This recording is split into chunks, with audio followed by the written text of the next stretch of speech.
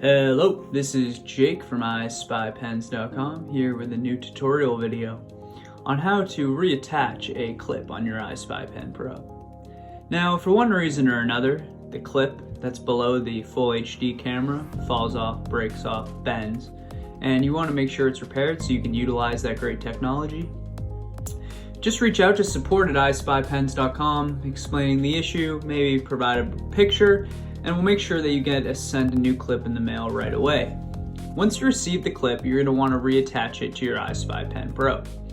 In order to do that, you're going to see these jagged edges on the clip, and then you're going to see the hole right below the camera on your iSpyPen Pro. There is the hole. Here's the jagged edge. I'm using silver so you can see it a little better. And you're going to want to press right on in. Click. There you go. Good as new.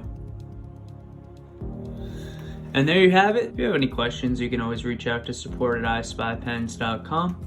Thank you, and enjoy the usage of your pen.